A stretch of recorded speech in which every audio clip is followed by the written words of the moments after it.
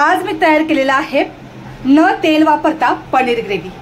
न तेल वापरता पनीर ग्रेव्ही मी कसा तयार केला याची रेसिपी पूर्ण बघा। व्हिडिओ आवडला तर नक्की लाईक करा, शेअर करा, चॅनलवर सबस्क्राईब करा।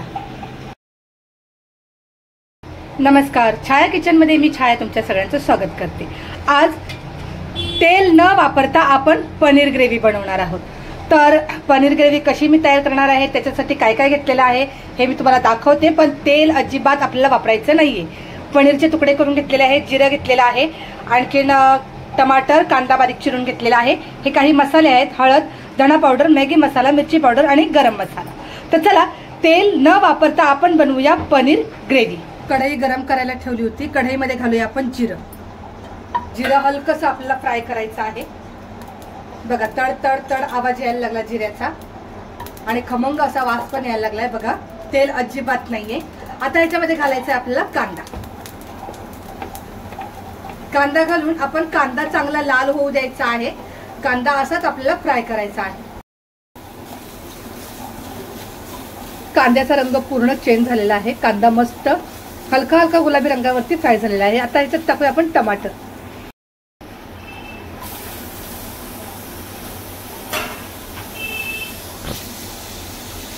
आता टमाटर आणि कांदा मस्त फ्राय करायचा। टमाटरचं पण पाणी सुटणार तर ते मस्त आपल्याला ग्रेव्ही तयार करायची आहे। असंच आपण हलकं हलकं फ्राय करून घ्यायचं।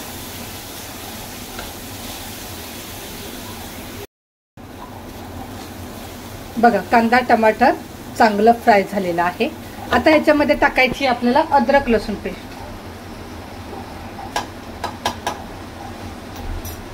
अद्रक लसूण पेस्ट टाकून आपण मसाला परत एकदा मिक्स करून घ्यायचा।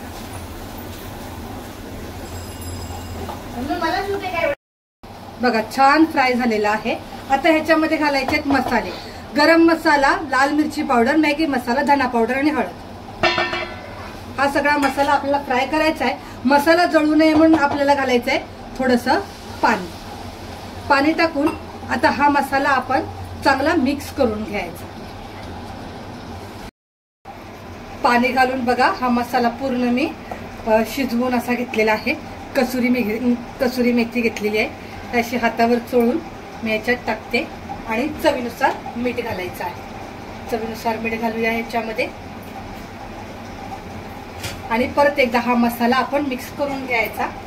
याच्यामध्ये घालायचं अजून थोडंसं पाणी। आता हा मसाला पूर्ण मिक्स करून घेते आणि आता आपल्याला हा थोडा मसाला जो कांदा टमाटा आहे तो छान मसाला शिजवून घ्यायचा आहे। बघा मसाला शिजलेला आहे चांगला।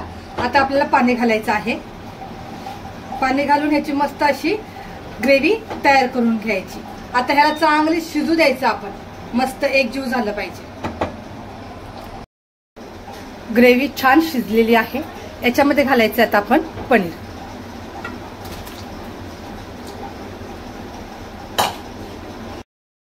आता मी हे पूर्ण मिक्स करून घेते। न तेल वापरता आपण पनीर ग्रेव्ही तयार केलेला आहे। अजिबात तेल वापरलेलं नाही।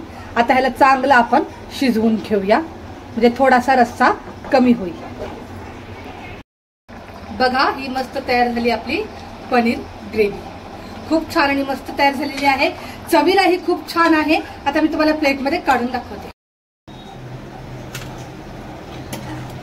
न तेल वापरता पनीर ग्रेव्ही आपला मस्त तयार झालेला आहे।